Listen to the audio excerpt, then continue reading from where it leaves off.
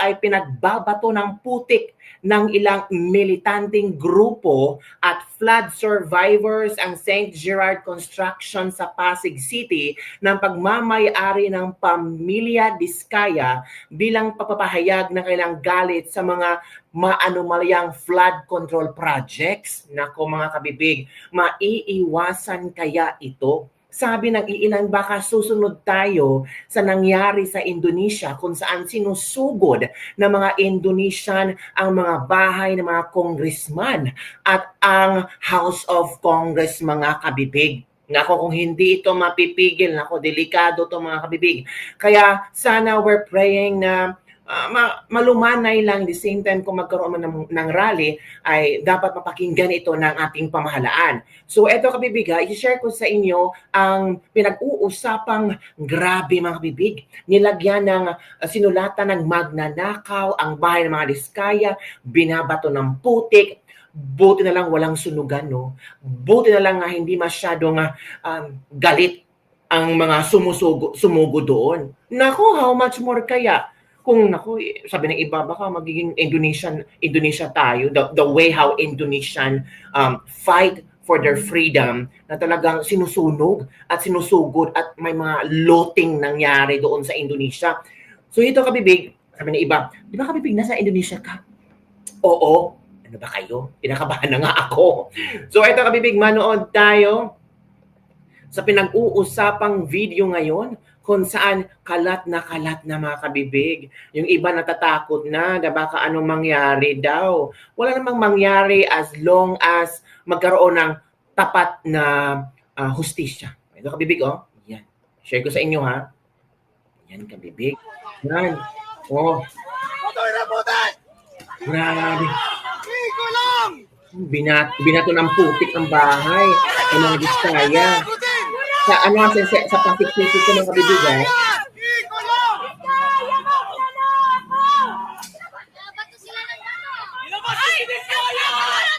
Iba pa si Diskaya daw. Naku, grabe. Naku po. Naku.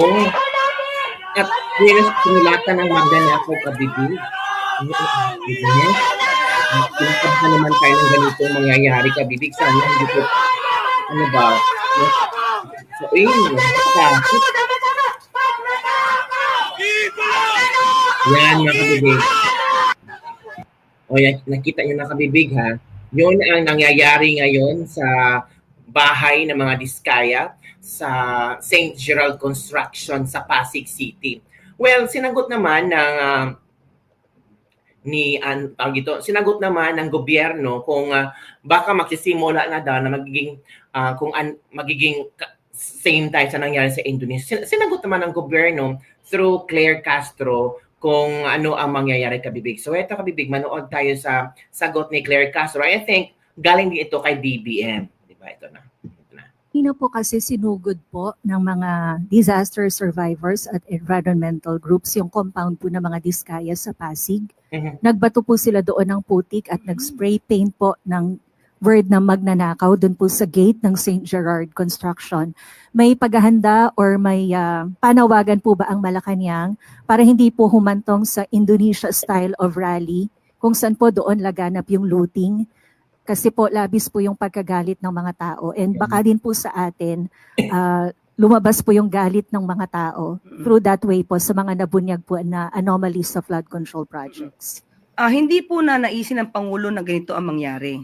Sabi nga po ng Pangulo, sinusunod po natin ang due process. Sa mga kapwa natin Pilipino, ang pag-iimbestigang ginagawa po ng Pangulo, ang pag-uutos na imbestigahan lahat, ay para din po sa taong bayan. Pero hindi po ninanais na magkaroon ng kaguluhan dahil lamang sa may mga maling information. Dahil ito daw ay ginagamit para mas... Bakit maling informasyon? Meron na nga Senate hearing, nakita na nga Senate hearing, yung pinagagawa ng mga Diskaya, tapos maling informasyon. Ano ba to Claire Castro? Si Claire Castro ba? Sometimes hindi, ewan ko ba, kung nasa tama ba siyang mga sagot niya? Because nakakabwisit na rin, di ba? Paalabin ang galit ng mga Pilipino. Hindi po yun ang nais ng Pangulo. Paano hindi paalabin? rampant sa social media kung ano ang ginagawa ng mga Diskaya. Hindi naman pwedeng pagtakpan mo, Claire Castro, ang mga nangyari ngayon sa gobyerno, sa mga Diskaya.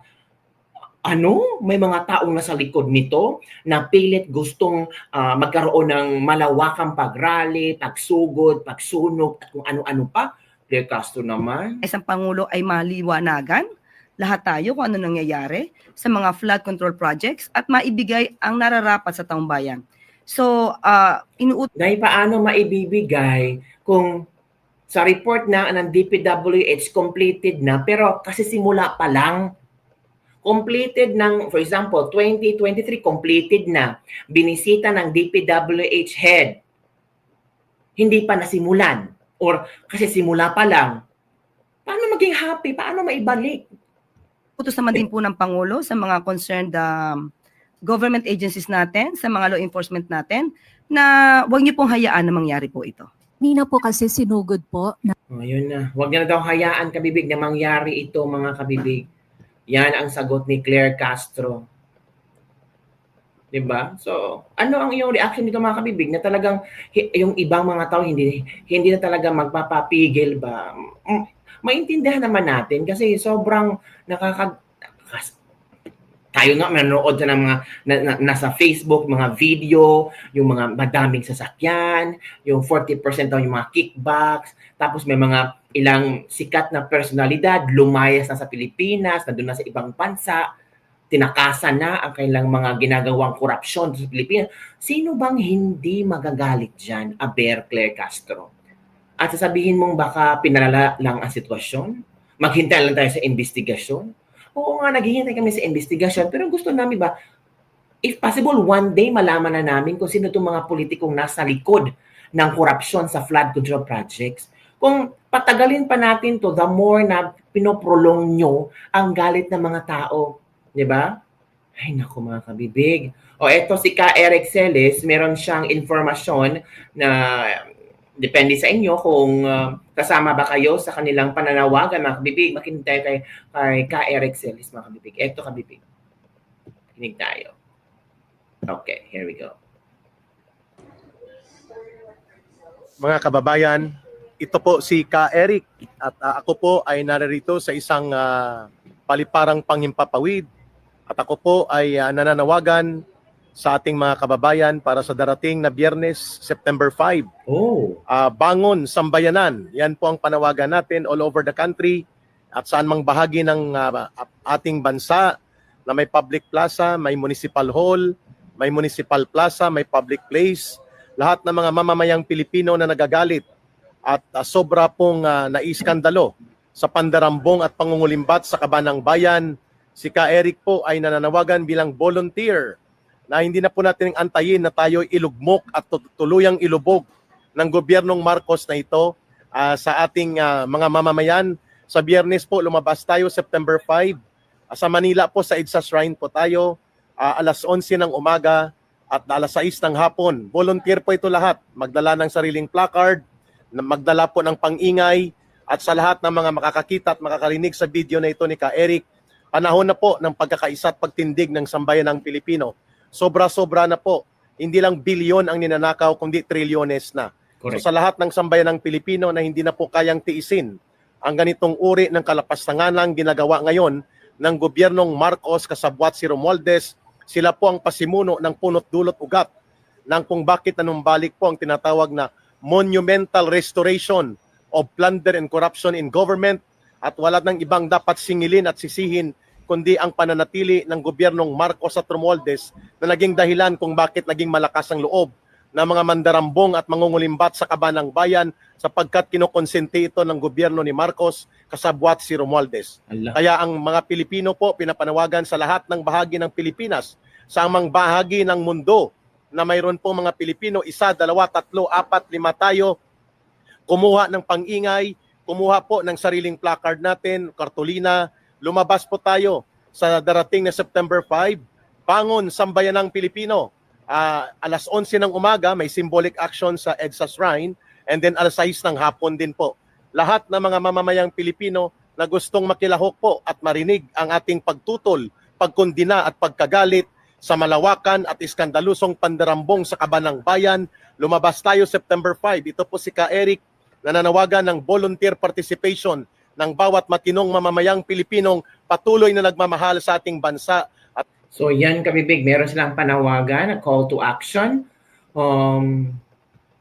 Kailan ba ito mga kabibig? Tingnan natin, basahin natin. A call to action, call for solidarity, nationwide Black Friday People's Protest, September 5, 11 a.m. and 6 p.m. sa Metro Manila at EDSA Shrine.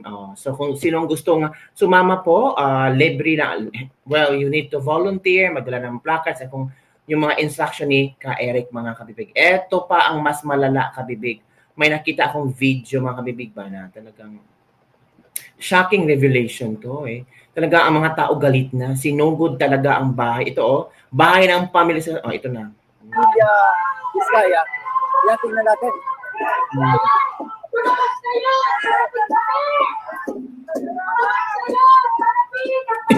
Yan.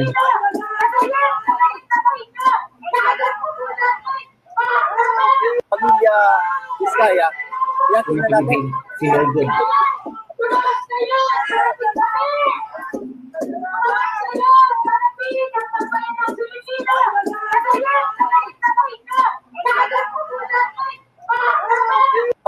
So ano ba ang reaction ng ating mga netizen hinggil sa video nakita? Na-inspired na sila sa Indonesia, Voice of the Filipino People. Kumuha kayo ng payloader, ako na ang mapasok. Dapat yung mga kurakot na politiko, gayahin nyo ang Indonesia. Ay, naku, marami mga tawa. Gayahin. Naku, ayun na, parang sa Indonesia na tayo papunta. Baka pakawalan na si Lolong, mag-ingat kayo. Ayun nga, lilipas din talaga, masayang araw nyo, kasalanan ni Julius Baba. Huwag yun naman si Julius Baba, kayo talaga. Sama nyo sa mga kong, karapatan naman ng tao na mag-rally sa harapan ng bahay ng mga diskaya. Dapat patibay ng congressman, kalapagin din ninyo. Ganyan yung mga politikong kurap at mga magnanakaw. So yun po ang mga reaction ng ating mga netizen ngayon na talagang yung iba galit, yung iba gustong sumali sa gagawing rally ngayong Friday. At tingnan natin kung saan patutungo ito. Basta ang sabi naman ni Claire Castro, nakikita ng Pangulo ang galit na sabi ng Pilipino, pero hinihikayat ng Pangulo na tingnan mabuti, and our President is doing his job, he's doing his best para malaman kung sino ang pwedeng managot sa mga anomalyang flood control projects, mga kabibig. Sabi ng iba, ihintayin pa ba natin? Ihalata naman, nandyan na sa social media, nandyan na sa Blue Ribbon Committee ni Mark Culeta. Nakita na natin kung gaano ka kurap itong mga politiko, itong mga kontraktor na ito. Yung iba nga, lumayas na sa Pilipinas, nagtago na sa ibang bansa.